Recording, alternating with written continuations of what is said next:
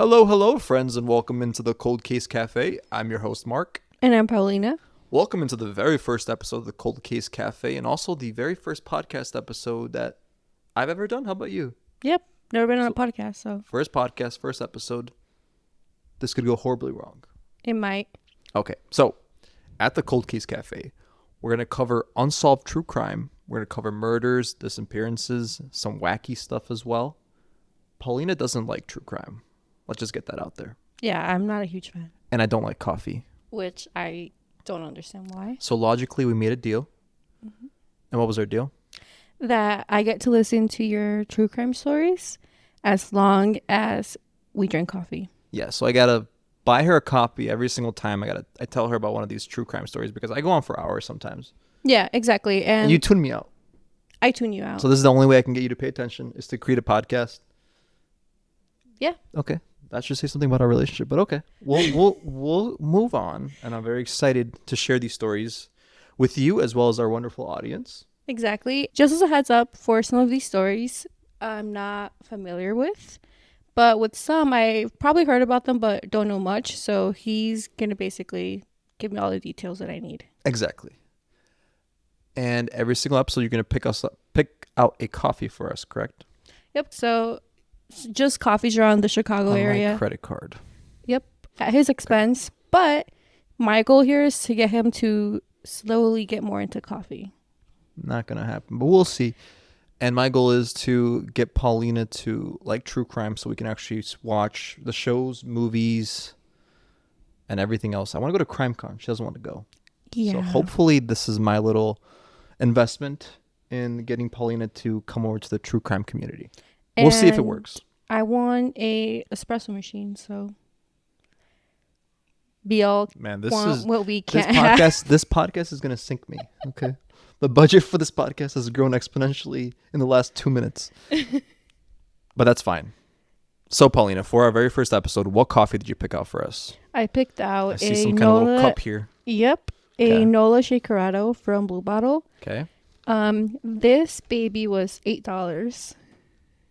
However, for one, and it is, I think it's like a 12 ounce. So this is like a baby cup. It's a baby cup, yeah, but it's just taste it. $12. Yeah. Wait, $8 or $12? $8, which is not ideal. This is not normal. I understand that, but one. And this is your favorite one? It's my favorite one. Okay. Yeah. So downhill from here? No. There's other coffees you like? There's other coffees I like. Well, what case are you discussing? Today. First case. It was hard to pick, but I'm going to tell you about the most mysterious disappearance of all time, in my opinion. This is the disappearance of Brian Shaffer. And now it's time for our theme song.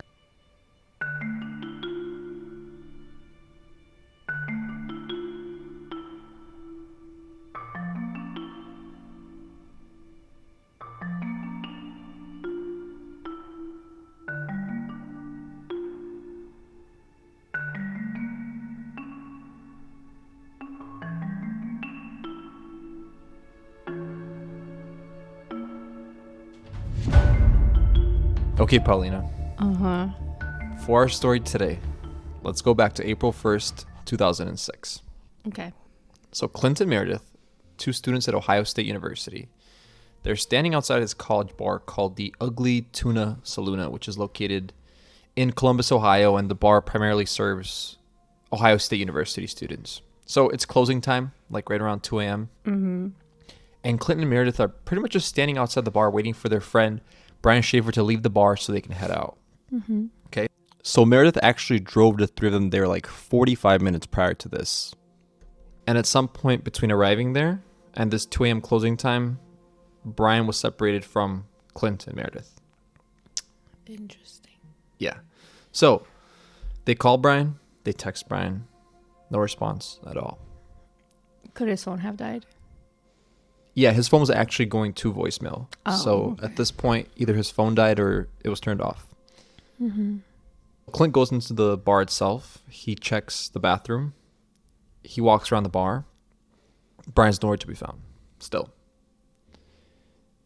At this point, Clint and Meredith don't really know what to do. They assume Brian most likely just walked home since he lived a few blocks away. or maybe headed out with someone else, or maybe went to get some food or something like that. I'm sure you've been out with friends and Yeah. someone separates from the group and kind of just goes their own way. Yeah. Yeah, I guess it's not as common with Not girls, right? as common with girls. Yeah. We stick together. Yeah. So at this point, they just leave the bar. Okay. And that's kind of where the night ends. This was April 1st, 2006, early morning hours. This is a Saturday. Later on the same day, it's the afternoon now, and Brian's girlfriend, Alexis, is actually calling Brian. She's texting Brian, still getting no response. And like her friends communicated to her that they couldn't find him after last night, or You mean was his friends? Yeah. I don't think at this point that his friends communicated anything to her. I think that she was just trying to reach out. Obviously, he went out the night before. He was drinking with some friends at some bars. So, I mean, I don't think she would be too concerned if he didn't answer like at noon or something. He could be just sleeping off a hangover or, you know, whatever it may be. Or maybe he's crashed at a buddy's house, whatever it is. But at this point, it's the afternoon. And his friends are actually calling him too, and they're not getting any response at all. So Alexis actually was not out with Brian that night. His night out actually started on Friday, March 31st, right? And it kind of led into the early morning hours of Saturday. She was in Toledo, Ohio, visiting family. Okay. Which is a couple hours away. But she was also, so her and Brian were medical students at Ohio State University, and that's where they met. And at this point, they've been dating for like right around a year. Alexis actually comes back to Columbus, Ohio, and she heads straight to Brian's apartment. His car is still parked in front, and she goes inside, and nothing's out of place at all. It seems like Brian has not come back at all since he left to go out Friday night. Saturday comes and goes, and on Sunday, Brian's friends and family are growingly concerned about his whereabouts just because no one has heard from Brian since the early morning hours of Saturday at the Ugly Tuna Saloon. So what they do is they actually end up going to the Ugly Tuna Saloon itself. They check the nearby dumpsters. They walk around the sidewalks. They just kind of inspect the area just to see if they can find any clue as to where Brian may have gone. And not only do they go to the Ugly Tuna Saloon, they also go to some of the other bars that Brian was out that night as well. And they find absolutely no clue at all leading to any sign of where Brian may be. At this point, you can imagine his friends and family are... Yeah. They're very concerned. Have they like called the police yet? They haven't called the police yet. Like we said, at this point, it's only been about, what is it, like 36 hours or something since Brian disappeared. And Brian's a 27-year-old adult. He's an adult. Too. And I think it's important to mention that this weekend was the weekend right after final exams ended for Ohio State University students. So the following weekend was spring break. Okay. But Brian didn't tell anyone that he's going anywhere. In terms of anywhere that weekend itself, he had spring break plans. We'll get into that in a little bit, but he didn't tell anyone that he's taking off for the weekend or that he's doing whatever. So that's why this is why there was so much concern. On Monday, this is April 3rd now, Brian and Alexis were actually scheduled to fly to Miami to spend spring break there. Okay. And at this point, it's 2 days after Brian was last seen at the Ugly Tuna Saloon. And they still have not contacted police? At this After 2 point, days? no. So at this point, when their flight is taking off, they have not yet contacted police. Alexis still has some hope that Brian may show up to the flight itself. Okay. But without contacting her beforehand? Like... Yeah, I mean, the thing is, this flight was actually really important for them because Brian's mom bought it for them. Okay. And as a present? so she bought this flight as a Christmas present for them a few months prior to that. And she actually passed away a few weeks before this flight. So that's why it was so... And there's no way that Brian would miss this flight. Yeah, it's like sentimental. Exactly. So, like, if he was okay, Alexis thought that there was no way he would miss this flight. So she actually goes to the airport and she checks in. She goes to their gate. Flights all around her are taking off. She sits down and she's waiting for Brian, still holding out some hope. Brian ends up missing the flight, so he doesn't show up. Okay. And at this point, Alexis contacts Brian's dad, Randy, and he files a missing persons report for Brian. This is where the police investigation starts into Brian's whereabouts. But before we get into the police investigation, let's rewind to the night of Friday, March 31st, just so we get a little more of a broader picture in terms of how Brian's night started and kind of his whereabouts that night. On March 31st, Brian's night started with him having dinner with his dad, Randy, at the Outback Steakhouse in Columbus, Ohio. As we mentioned, Brian just wrapped up final exams, so this dinner was just kind of a little celebration for them too. And obviously, we mentioned that Brian's mom passed away, so it was just a nice way of them spending some time together. Randy notices that Brian looks pretty tired during dinner, but he doesn't really think much of it just because Brian's been pulling all-nighters pretty much all week. Yeah, finals week, he's been pulling all-nighters. He doesn't really think too much of it at all. Brian tells him that he's going out with some friends after dinner, and Randy doesn't think this is a good idea, but he doesn't express any of this to Brian during the dinner itself. Okay. So the dinner kind of wraps up, and at this point, it's right around like 9 p.m., 9:30 p.m., Brian goes back to his apartment and he meets up with his friend Clint. So they plan on bar hopping that night. And if you're not unfamiliar with bar, you know what bar hopping is? Yeah. It's pretty common. It's like you go to one bar and then you go to another. Yeah, exactly. Okay. So like you start at one bar, you might have a drink or two there, then you go to another bar. You can go to like however many bars you want, but it's just like having a drink or two at each bar. It's kind of fun just so you're not standing at one bar for hours. Brian and Clint's first destination for their bar hopping is the Ugly Tuna Saloon. Okay. I remember we said this is what they were looking for, Brian. Yeah. Well, what happened is they actually started their night there, and they went to a few other bars in the local area, and they ended the night there. Right around midnight, they were at a different bar.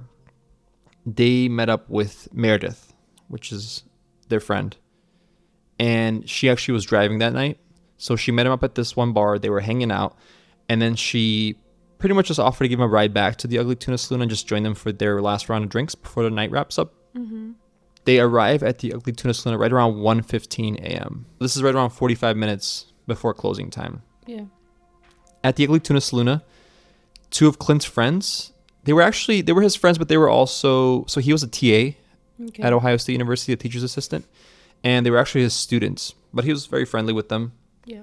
They kind of joined the group once they arrived at the Ugly Tuna Saloon, but this wasn't like a cohesive group throughout the whole night. You know how it is in college bars. Like you kind of see someone, you go say hi to them. Yeah. When you come with a larger group, the group kind of spreads out throughout the night. And then maybe at the end of the night, you get together and kind of leave. But throughout the night, Clint and Meredith were doing their own thing.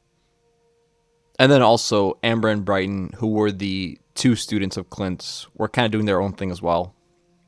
Brian was kind of talking to both Clint and Meredith. He also talked to Amber and Brighton. And I think this is the first night he actually ever met Amber and Brighton. So that's important to note. What do you mean met? Like, he hadn't met him before this night. His students? No, so these were Clint's students. Oh. Yeah, Clint's the TA. Yep, okay. Clint's the TA. The key thing to remember here is that at some point throughout the night, Brian became separated from Clint and Meredith. Okay. And this is where we come back to our first part of the story where Clint and Meredith are looking for Brian outside the Ugly Tuna Saloon. There was a live band playing that night as well. It's just like a typical college bar. I mean, they had I was just looking up. They actually have a new location now. We'll get into that later as well. But they just have some typical college bar drink specials, events. They have like frat events and stuff like that. So it's just like your typical college bar. It's a pretty small bar too. It's not a huge bar. It's located in this complex called South Campus Gateway Complex. And pretty much what it is I'm sure you're familiar with these, but I'm sure our listeners have these at their towns or cities, but it's pretty much a big building that houses like a bunch of different businesses. So there's like a movie theater, like a restaurant, like bars, like shopping area, stuff like that. So it's pretty much just one big building that houses different businesses. And this complex itself was actually relatively new at the time, and the Ugly Tuna Saloon was one of the only businesses that was actually operating at this time as well. So was it under construction, or were there not any like stores open? Was it just that? The Ugly Tuna Saloon was one of the only establishments open. Okay. And there was some construction, which we'll get into in our police investigation. Okay. But good thinking there. This is kind of where the actual story itself wraps up, right? So Brian just disappeared that night, and no one has any idea where he went. This is where the police step in and try to clarify exactly what happened that night, and also paint a more detailed picture in terms of Brian's whereabouts in the last moments that he was seen at the bar. Before we get into that, let's go over Brian's background a little bit, okay? Okay. Brian was an amazing tennis player, and he was a big Jimmy Buffett and Pearl Jam fan. Mm-hmm. He was also known as being responsible and pretty level-headed. He loved the idea of island escapism and tropical places in general. He told his friends that despite his decision to pursue a medical career, his real dream was to start a band and play music like his idol, Jimmy Buffett. So even though he was in medical school to be a doctor, his dream was just to have a band and kind of hang out on an island with his friends. And it's funny because on his MySpace, he actually wrote, "This whole doctor thing is temporary until I get a band together," which I think is pretty funny. Yeah. Pretty cool. His being a doctor would be his side hustle. Yeah, exactly. He's a musician, but also a doctor on the side. So I want to mention one thing, which we'll talk about later, but there was an interview that I listened to that changed my whole perspective on this case. And I've been researching this case for years, I think, at this point. We'll get into that after the police investigation stuff, but I just wanted to get it out there because I'm excited to talk about that. It's crazy. The police begin their search at the Ugly Tuna Saloon. They start reviewing CCTV footage, and they kind of want to see who was Brian last seen with, where did he exit the bar, and just kind of get a general idea of where Brian may have gone, which direction, pretty much, you know? Yeah. The area around the South Gateway complex did have a somewhat high crime rate at the time, and it still does today. So the Ugly Tuna Saloon did have security cameras installed. And I think before we get into the actual CCTV footage, it's kind of important to just give you a mental picture of the layout of the South Gateway complex. And you can see the picture there as well. But pretty much what it is when you walk into the complex itself, there's like these 2 escalators that take you up to a concourse with different businesses. And once you're at the top of the escalators, if you go to the right, you enter the Ugly Tuna Saloon. If you go to the left, there's like a movie theater. And if you head straight, there's like a service door. I guess is the best way to describe it. And so pretty much the way you would enter the Ugly Tuna Saloon is you would walk through the front doors of the complex. You would get on the escalator. It would take you straight up, and you go immediately right, and you see the big doors to the Ugly Tuna Saloon. Yeah. And this is all in the show notes as well. The actual security cameras that were set up, they were kind of set up in an interesting way. There's a camera that kind of was panning back and forth throughout the area on the concourse, just kind of painting a whole picture of exactly what was going on there, but it could only get certain sections of the concourse at a time just because it was panned back and forth. And then there was just a stationary camera, that's the best way to put it, where you can manually move and kind of see different sections of the concourse as well. But the whole concourse itself was hard to get picked up because it's a pretty large area, so you can think of it as only certain sections were getting caught on camera at certain times. For the camera that can be like manually shifted, was anyone doing that night? Yeah, I think they did, and this isn't really, in all the research I have done, I've never really found much about who was operating the camera at the time, but I think from my research, what I see is most of the time there is like a security room somewhere for these, and you'll have like a security guard. If they see something interesting, they can move the camera. But for this night, I don't think there's 100% clarity in terms of the research that I've done, at least, that the camera was picking anything up unusual that would make the person kind of pan back and forth, or I'm not sure if they were panning back and forth at certain intervals, whatever it was. In the CCTV footage, they see Brian, Clint, and Meredith going up the escalator to the Ugly Tuna Saloon's main entrance at 1:15 a.m. At around 1:55 a.m., this is the last time that the camera picks up Brian. Brian is seen standing outside of the Ugly Tuna Saloon talking with 2 young women and then just kind of saying goodbye and moving off camera into the direction of the bar. So this camera is pointed down towards the escalators. Okay. To head back to the bar, Brian would have went left of the camera itself, okay? And these 2 women were actually Amber and Brian. Remember we talked about them? They were Clint's students. It looks like Brian says bye and then just re-enters the bar, heading left of the camera. But there's no camera picking up the entrance of the bar, so we can't be sure. That's so strange to me how there's no camera picking up the entrance of the bar. You would think that they would have some sort of camera like placed right there. You're right, but then again, if you look at the layout of the Ugly Tuna Saloon of the bar, it's almost like it's a pretty big concourse, but the bar itself is like in this little corridor of its own. So I don't know if they just wanted to see who's coming and going in terms of the actual complex. Yeah, like just coming and going into the actual complex itself and not really care if who's coming in and out of the bar. And I'm not sure if later they installed these cameras or not, but at the time there was no actual camera at the bar entrance. And I think this would have solve about 50% of the mystery Yeah. for Yeah, because then they would this know if case. he went back in or if he went another Exactly. way. But this, and listen carefully, this is crazy. Mm-hmm. But this is why this case is considered by many as one of the most mysterious disappearances of all time. Mm-hmm. After this 1:55 a.m. footage of Brian supposedly re-entering the bar, he's never seen on camera leaving the bar ever again. Could he have gone through another exit door? The bar had one more door, Okay. and the other door was like a service door at the back of the bar. And pretty much what this door was used for was just for the workers, or like if a band was playing, they would just use that to transport. Like a staff like entrance. Exactly. So they would like bring in drinks and food through this bar. They would throw out the trash with this bar. Sorry, not the bar, the door. Mm-hmm. And the band would just bring in their equipment through this door. Obviously, they're not going to be lugging equipment up the escalators, Yeah. right? So this is like a service door. But at the time, this was a construction area. And the construction area itself was, I mean, it was in the final stages of being completed, but it was still a construction area. So Yeah. to my understanding is when you went through this door, there was like a corridor where you'd walk through and it would lead you to like the back docks of the complex, but you could also enter the construction area directly. And it was kind of like taped off, but you could enter it. Yeah. And once you're in the construction area, you're kind of like, you can go anywhere in the complex just because the other businesses were under construction. So you could technically head into the construction area and then exit through a different exit on the first floor or whatever it may be. But this is on the second floor. Remember, you have to go up the escalator. So at this point, police don't really know what to think. They see that Brian never left the bar itself. They accounted for that? Yeah, so what they did is they had a detective go through the footage for like hours of everyone entering the bar and everyone leaving the bar that night. And they account for every single person except Brian. Isn't that crazy? That's crazy.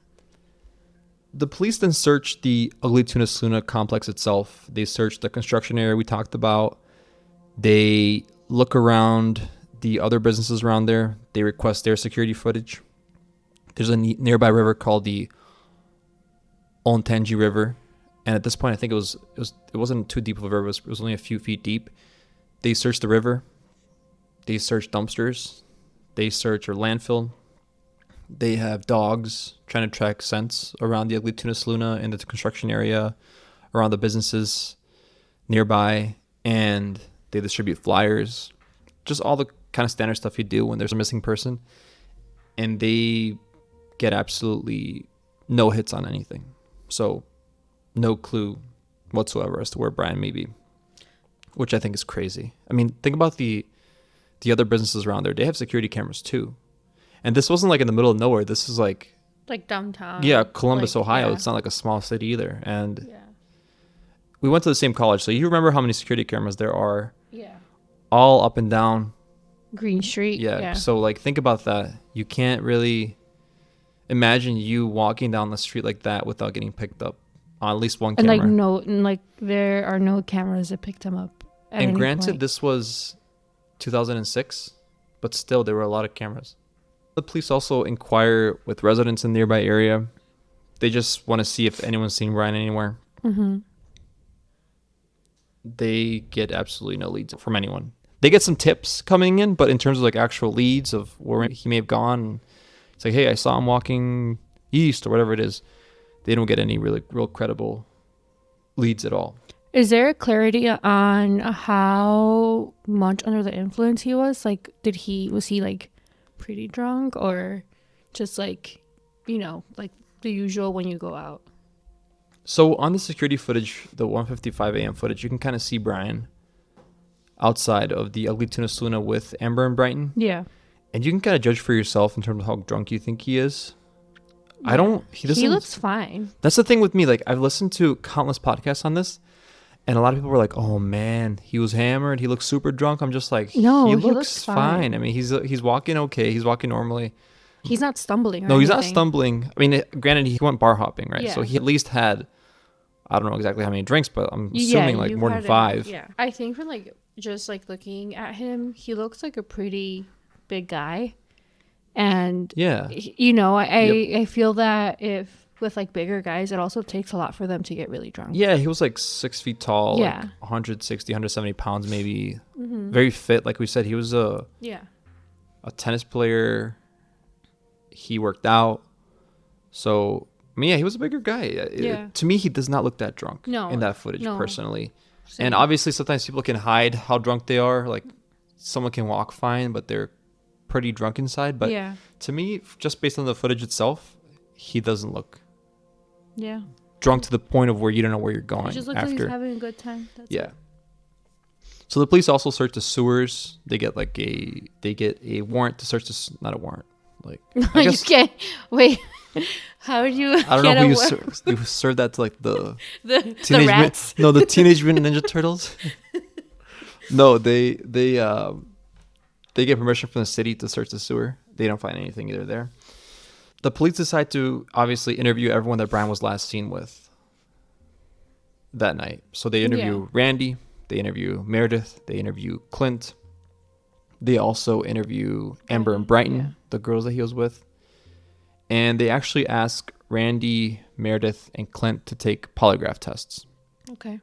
To pretty much just see, quote unquote, if they're telling the truth. But as you know, if you're ever asked to do a polygraph test, what do you say? No. Exactly. They're never accurate either. Well, the thing is, like, it's impossible to say if they're accurate or not, just because it's pretty easy to fail one, even though you're telling the truth, and then you can pass one if you're lying. So, because does it measure like your heartbeat, or what does it do? It does like a number of things, and if you're like a nervous person, generally you can fail polygraph tests just by being nervous. So you're screwed. I'm screwed. Yeah, you're screwed. I'd be in jail right now if I took one. But listen, so, and obviously psychologists agree that there's little evidence that polygraph tests can accurately detect lies. Meredith and Randy, quote unquote, passed their tests. And Clint gets a lawyer and refuses to take the polygraph test. Oh. This is also another very contentious part of this case where a lot of people think at this point Clint knows something that he didn't share with authorities. But all he does is he says, hey, you interviewed me. I told you everything I know. And there's no reason for me to take a test just to tell you the same information over again. Yeah. And that's kind of where that ends. Yeah. Okay. Wow. And then after that, like, you just don't hear from him again? Well, a lot of people, like I said, including some of Brian's family members, thought that Clint, even though he maybe not have been involved in Brian disappeared, he may know some more information. But that's pretty much all we know in terms of, and this comes back a little bit later, a few years later, we'll get into it, but that's all we know at that point from those interviews. Mm-hmm. Alexis maintained a daily ritual of calling Brian's phone every single night before bed. So she would call his phone. That's so sad. I know. It would always go to voicemail. Yeah. Except then one night in September 2006. It's 5 months after Brian disappeared. The phone starts ringing. But not just once. It rings for hours and hours and hours. And Alexis is calling Brian's family and friends and saying, hey, the phone is ringing. The phone is ringing. They keep calling him over and over. And the phone just keeps ringing for hours. The police actually get the wireless provider to search exactly where the pings for this phone are detected. And they find that they are in the city called Hilliard, Ohio, which is 14 miles northwest of Columbus. That's not that far. 14 miles right there. Yeah. But the wireless provider says this is most likely a computer glitch because that night in September 2006, the actual phone line system was so busy that when Alexis called, it sent the call to one tower, and that tower was so busy that it sent the call to another tower, and then the ringing was the towers just sending the call between each other. So think about it this way: you call and your phone gets routed to a tower. If that tower is too busy, the phone is ringing, but it's being rerouted to a different tower. It's not actually ringing on the other person's end. That's what they said. But I don't know. That's kind of weird. That's weird. Doesn't that seem weird to you? That's very weird. I've never heard about that. And how come only this one night in September? Yeah, out of all nights. That would happen. And this is kind of like the police's only, if you consider this a clue, it's not really a clue. It was just like a half clue, I guess, in terms of, I'm sure, imagine Brian's friends and family, the feeling that they had when the phone starts ringing. I'd be freaking out. Yeah. So Brian's family, particularly his dad, Randy, were relentless in the search for Brian. Mm-hmm. But unfortunately, in September 2008, during a windstorm, Randy was killed right by his house as he was inspecting some damage, Yeah. and a branch blew off from a nearby tree and fatally struck him. What? Yep. Neighbors found his body the next day and called police. That's a freak accident. Yeah, it's crazy. I mean, if you can imagine, Brian's mom passed away in 2006, a few weeks before he disappears. Oh Then my Brian disappears, God. and then a couple of years later, his dad passes away. So And does he have any siblings? yeah, he has a brother named Derek. Oh my God. So you can imagine just how tough of a time He this lost was. everyone. Yeah, That's so and sad. 2.5 years. Oh my God. Poor guy. Remember how we said that Clint blurred up? Yeah. Well, in an email that Clint's lawyer sent to a private investigator in September 2008, the lawyer said, and I'm reading this directly, it says, "If Brian is alive, which is what I'm led to believe after speaking with the detective involved, then it is Brian and not Clint who is causing his family pain and hardship. Brian should come forward and end this." I just don't think it's fair to be putting the blame on him because I Clint feel or on Brian. well, I think what he's trying to say is that he received at least some word that Brian may be alive somewhere at this point, and that Brian should come forward. And I think this was in response to a lot of people kind of going after Clint and saying he knows more than he's leading on. I just don't like how he worded it. That I mean, obviously, like his family's in pain, but it kind of seems like Yeah. it kind of like guilt tripping, even though like you're not completely sure if he is alive or not. You know? And you know how we talked about Brian's dad, Randy, passing away? Yeah. So there was like a condolence book online during this time. So, you know, when someone passes away, you can like write a message online under their obituary, just like maybe sharing a memory or sending your condolences to their family. Well, someone wrote, "To Dad, love Brian, U.S. Virgin Islands." Okay. And the police immediately jumped on this. They tried to see exactly where this is coming from, but they traced it to a computer accessible to the public in Franklin County, which is pretty much right by the Ugly Tuna Saloon, right by Columbus, Ohio. Oh yeah. So it was just it was a cruel hoax. Yeah, it was that terrible. is also like it would not make sense. Like, what if you're no?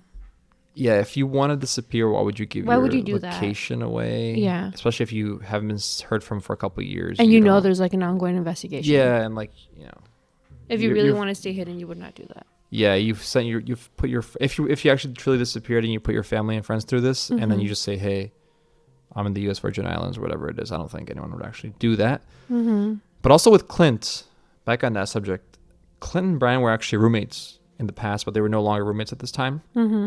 And there was actually I couldn't confirm this directly. There was just some sources saying this, but just saying that Clint and Brian had a argument at the Ugly Tuna Saloon that night. Okay. But they were known to have had arguments in the past before, just like any roommate. I wouldn't say they were like hotheads in terms of arguing, but they would just get into... It's funny because I've never been in an argument with a guy friend. Yeah, I don't think... Isn't that weird? Yeah. I'm just a passive person. I feel like with guys it's different though. I don't know. Maybe it's me, but I've never been in an argument with a guy friend. Yeah. I've been like, "Oh, yo, man, like, why'd you do that?" But I've never been like... Not even. Yelling. Actually, yeah, not even. Not even. Listen, I'm lying on the podcast now. I've never been... I don't know. That's just... I think I'm just a very passive person. Yeah. You know, when you and I sometimes argue, that I kind of just give in always. You're passive aggressive. Okay, we're moving on. Do you remember that interview that I mentioned earlier that kind of changed my whole view on this case? Yeah. So this interview was on a podcast called Brian Shaffer, Dead or Alive, which is hosted by Kelly Bruce.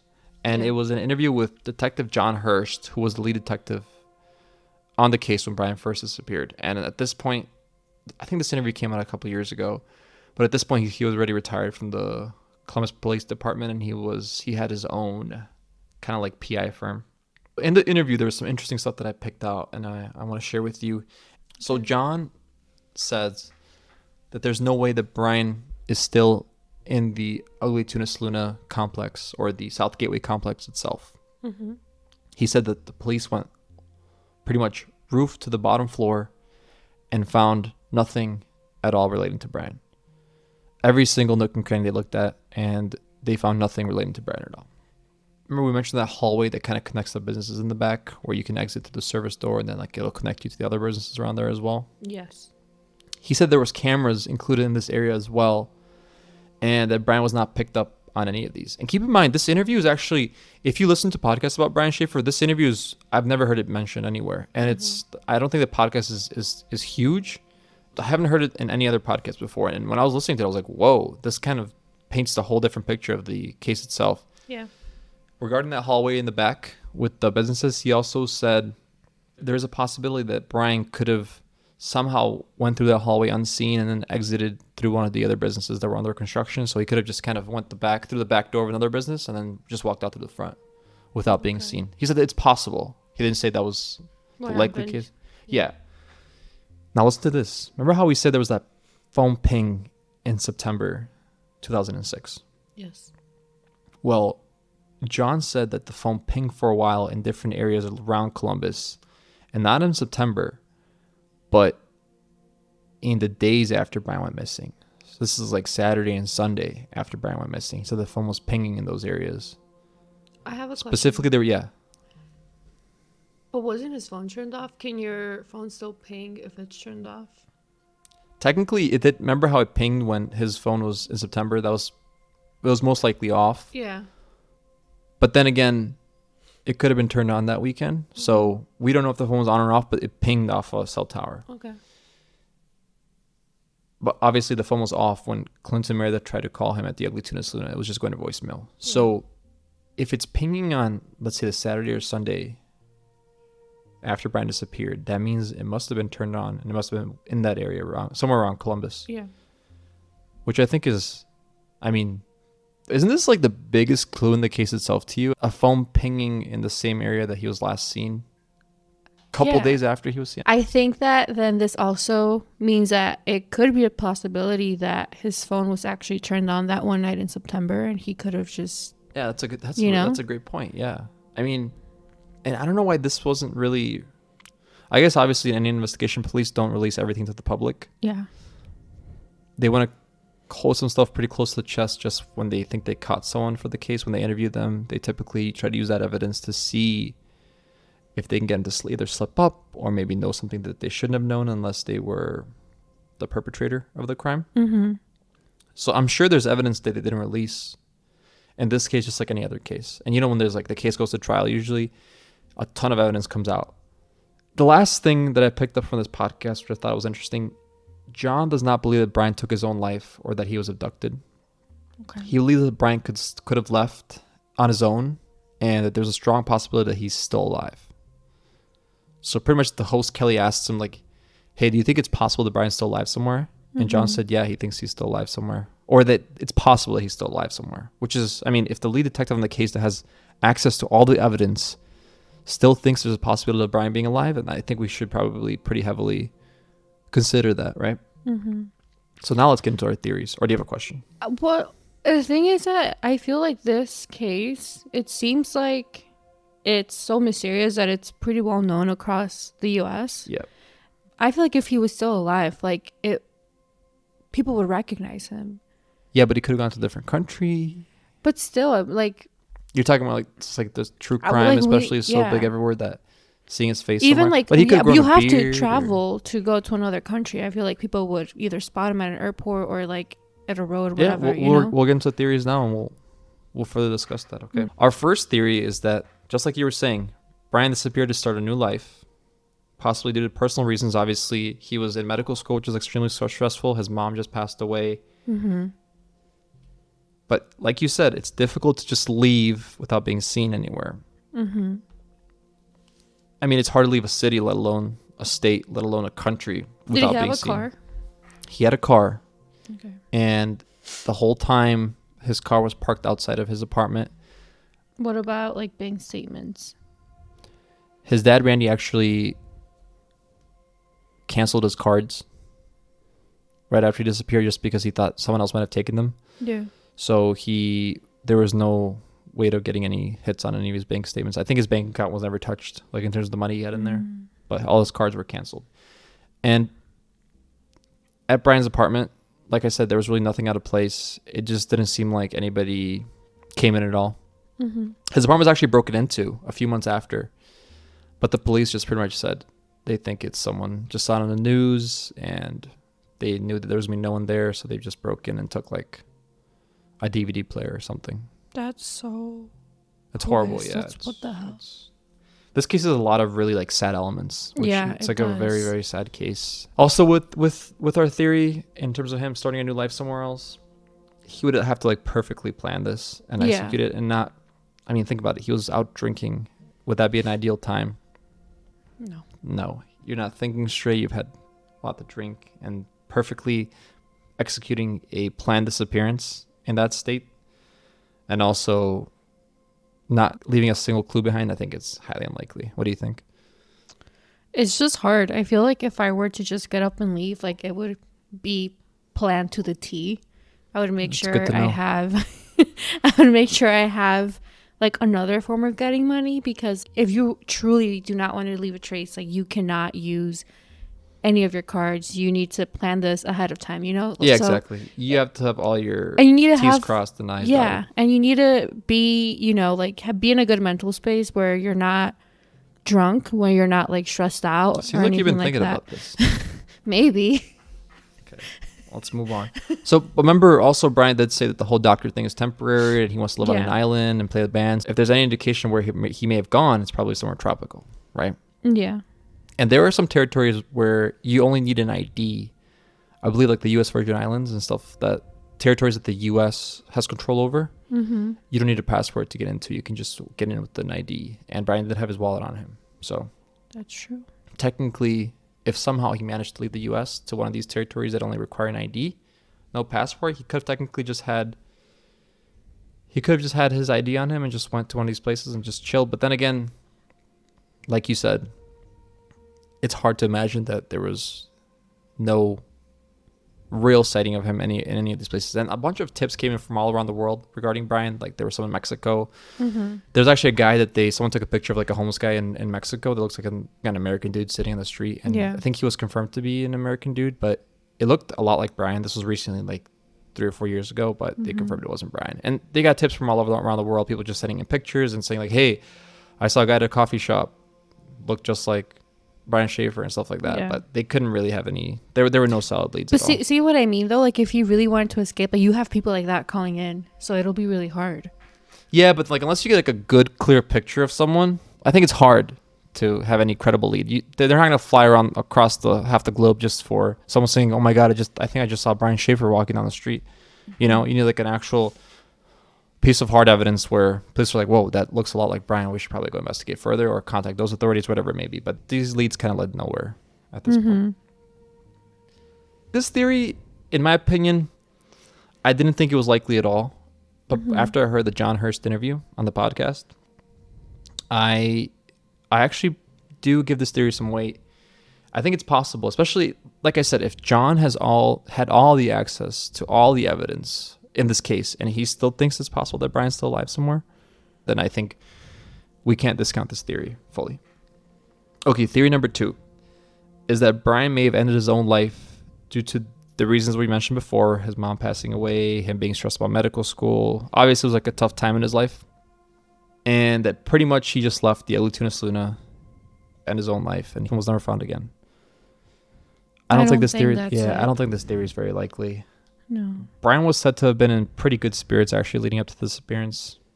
Although his mom died, obviously he was still grieving, but Well, even then, I feel like if you take your own life, and like they would find you eventually. and I think most people want to be found too. Yeah. You don't want to be like You want to give in a ditch somewhere. your loved ones, like I guess, a peace of mind. You know. Enclosure, yeah. In terms of Enclosure. like, I think most people want to be found. And we mentioned Brian's relationship with his mom. They were very, very close. Mm-hmm. So you can kind of see where these people are coming from that think this is the most likely theory, but I don't know. I don't think so. For me, at least, based on what we know and my research, I don't think this theory is very likely at all. Yeah, I agree. So theory number 3. Now let's get into that construction exit. Okay. So the construction exit and Clint are the 2 most hotly debated topics regarding this case. Mm-hmm. That construction exit. A lot of people think that Brian went through the back door, went through the construction area, and just kind of fell into a hole or like some concrete, or like there's an elevator shaft in there as well, maybe down an elevator shaft, and passed away, and the workers poured concrete over him, or they just didn't see his body and just finished construction. I think this theory is probably the least likely of the ones we mentioned so far, and that's because John Hurst did mention on the podcast that they looked through every single square inch of the complex. They used cadaver dogs. They had access to pretty much even the roof. I think they looked at every single square inch of the whole complex itself, and they found no clue whatsoever as to where Brian is, or a clue that Brian left behind, or a clue that Brian is there. What do you think about this theory? No. I also think that usually construction sites have like that construction person that kind of like checks everything before they start like working. A safety person. Like a safety person. Yeah. Especially knowing that it's connected to a bar or something. I think it'll be common sense to make sure like nobody exited through that way, you know? If that exit was accessible and that construction site was accessible by other people besides the construction workers, I feel like they would just do a safe check. You're talking about like when they come to work like Monday morning or something, they like walk around and see. Yeah, like before you get to work, you know? Yeah, and I've worked, so my dad owns a construction company, and I've been in a ton of construction sites just like growing up. Yeah. And I would, like throughout high school and some parts of college, like during summers at home, I would help my dad out. And although construction sites can be dangerous in terms of like navigating them, and I've walked through some pretty dangerous ones, like where people are pouring concrete over here, there's like a live electrical wires being put on over here and stuff like that. It's also, in the modern times, the construction sites are made to be pretty safe in terms of even workers themselves. You can't like fall into a pit without being seen. Stuff is like marked and blocked off. And also, like, you're right, they do checks of the whole construction site just to make sure not even the people, but also like animals didn't sneak in or something like that once they're wrapping up the final stages. So I don't think this is very likely at all. Like we said earlier, they used cadaver dogs as well, and they couldn't find anything. The interesting thing about the cadaver dogs is they hit on a scent. Remember we talked about how they were brought in early in the investigation. They hit on like a weird scent by like a Wendy's nearby the Ugly Tuna Saloon, but it rained a ton before then, and the police just kind of discounted it as being they picked up something. Yeah, like there's like a Wendy's right nearby that complex. And the police pretty much just said it was most likely the rain that caused that. Like maybe the rain swept something near there, or like it uncovered some kind of weird scent, and the dogs were just like, hey, what is this? But it led to no clue. I disagree with that. Disagree with what, the dogs? Well, no, because if you're drunk and you're coming out of a bar, you're most likely to go get food. There could have been a possibility for him to just like, you know, or whatever. But then again, think about it. If you left the scent there and it rained for like 10 hours, your scent would probably be gone, right? So I think it was most likely that, you know, there's like some weird scents. I guess. Like that after rain smell. I guess. That's what I think it is. But so you think there's a possibility that he was near that Wendy's? Yeah, I mean, I feel that if I was if I was as a woman, I wouldn't do this, but if I was a guy, and I'm 27 years old, I got separated from my friends, I'm drunk, I'm hungry, I'm gonna go get some food. Yeah, I would go there. I think it's possible. You and I both know that after the bars, we would just go get food. You know, we do both know that, and we did do that. Yeah, and we still do that. Well, we don't go out as much anymore. We're kind of hanging out with the cats mostly. Boring. Listen, what do you mean boring? No, I said we're boring. Oh, we're boring. Yeah, the cats aren't boring. Cats are awesome. I love them. I'd rather do that. You know what? A good true crime documentary. Couch, cats, DoorDash. Ooh. I think we just planned out our weekend right there. Yeah. Okay. Okay. So this theory, I don't think it's likely at all. If he even if he exited through the construction site, which I think is possible, I don't think that he was. I mean, think about it. If there's a construction worker, they're like, "Hey, there's a dead body here. Let's pour cement over it." Yeah, and he's like I said, he's a big guy. Yeah, but I'm saying if people think it was like a cover up by them, I'm like, why would they cover up? Why would they do that? If you're a construction worker, you're not gonna walk in and be like, "Oh my god, a dead body. Let's cover this dude up." You're gonna be like, "Hey, there's a dead body here. Call the police." And obviously this was the weekend, so there was no construction workers there at site. Yeah. So it's not like he got murdered by a construction worker. So our last theory here. Is this the theory that a lot of people are going towards, or This is actually probably, I think this might be the most popular theory. okay? And it's that Brian's disappearance was caused by foul play.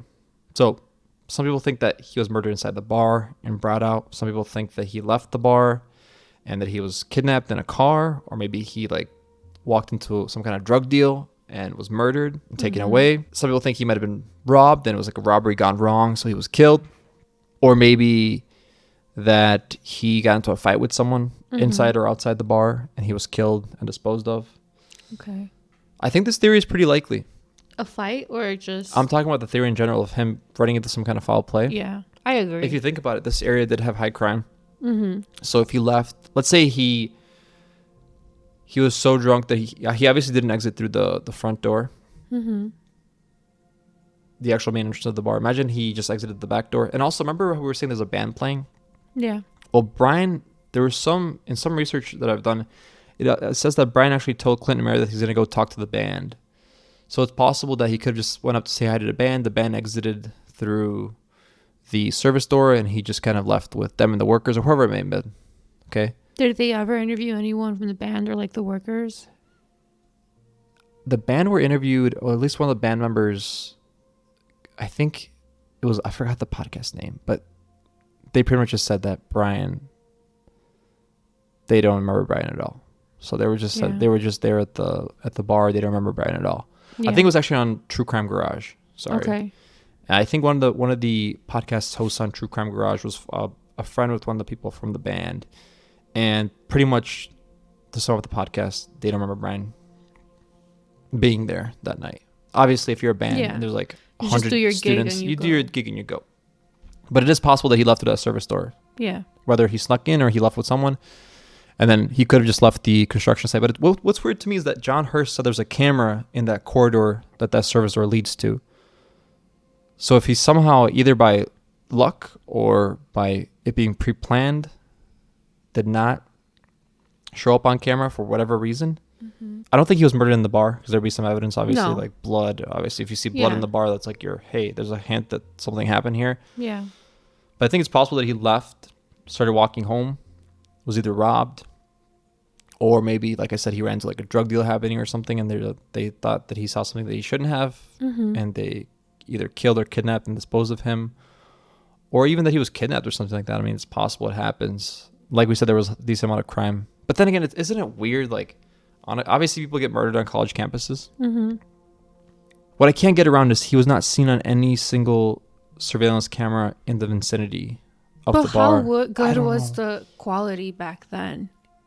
It was, I mean, you saw the footage of him in front of the Ugly Tuna Saloon. It's decent. It's not much it's better not- today, to be honest. yeah. I mean, if you look at the security footage from today, seems like almost worse than back in But the also, like,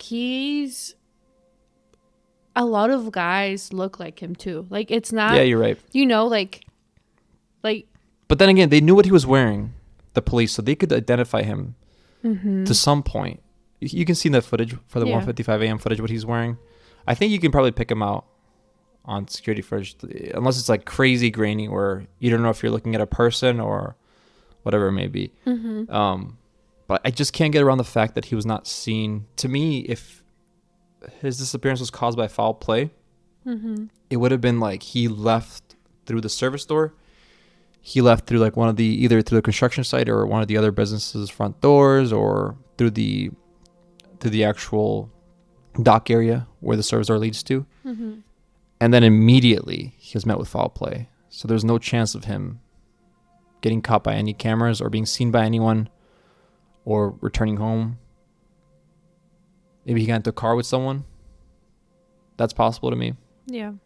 It's just so unclear. And all this is just speculation. These are all just theories because we have no hard evidence in this case whatsoever. So it's important to mention that as well.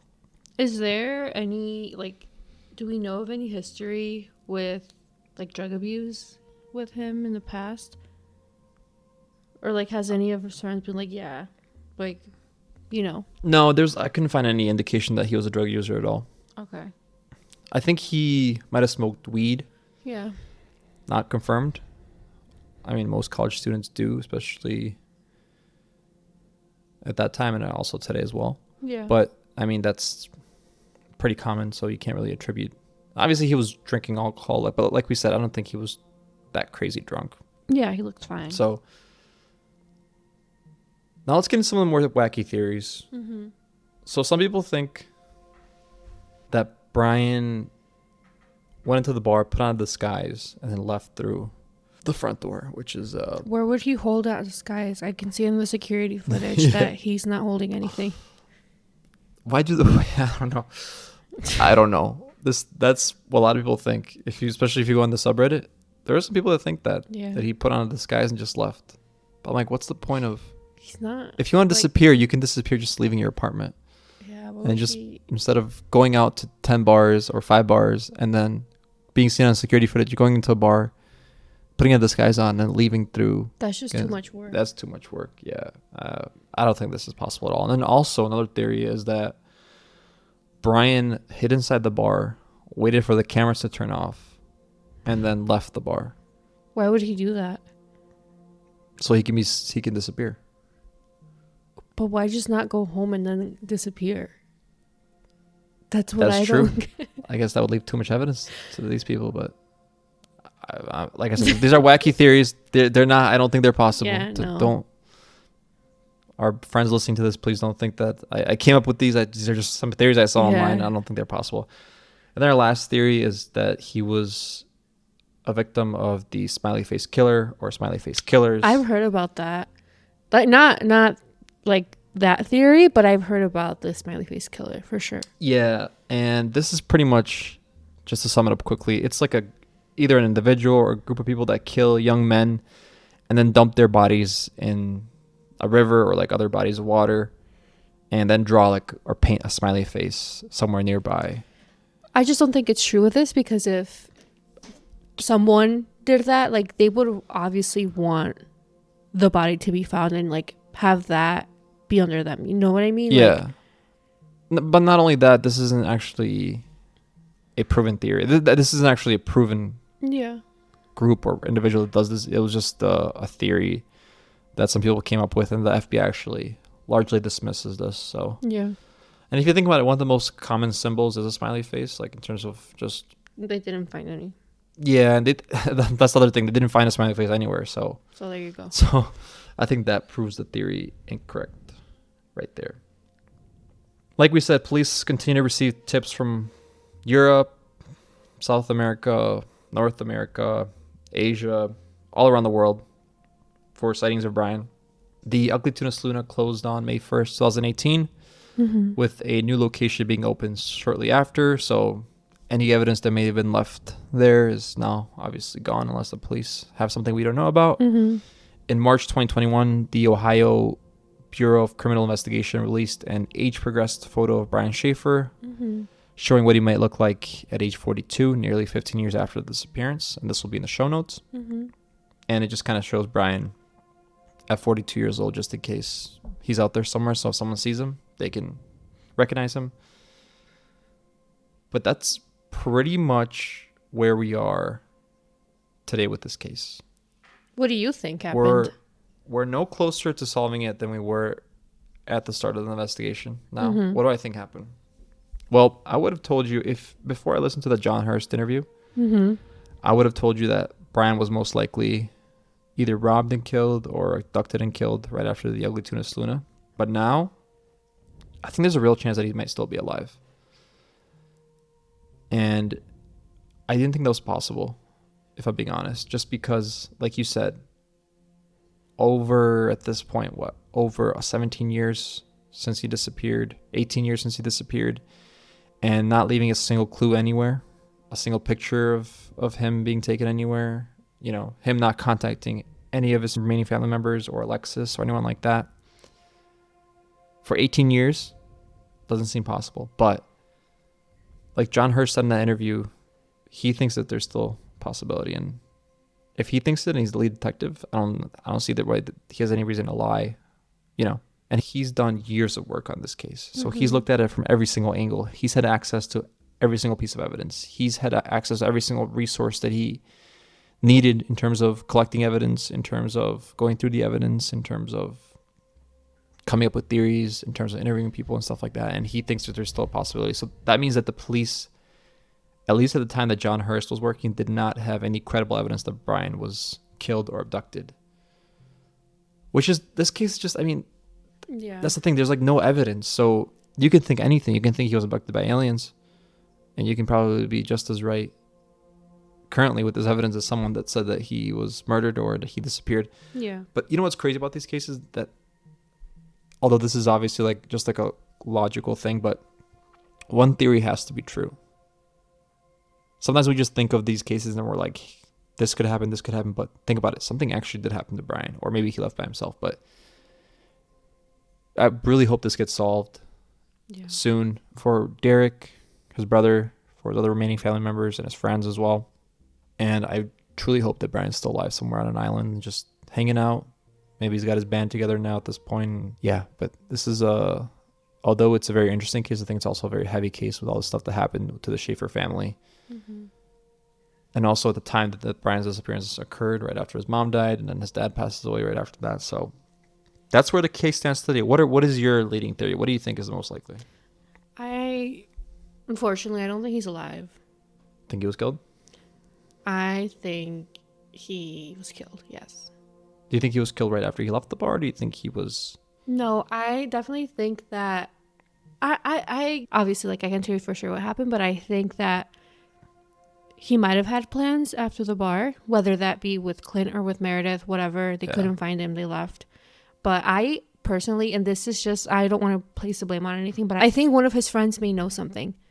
And, you know, if I had an idea of what happened, or let's say, for example, that I knew my friend was going somewhere, but like I would tell the police that, right? But you think Clint was involved, or do you think he was just like scared to come forward with something that he might have known? Either scared or also just not involved. Think about it. He's in medical school. Yeah, that's true. You don't want to be kind of... You don't want to be rubbed like in that sort of thing. But we have no evidence for this, so it's yeah, like, we don't have any evidence for that.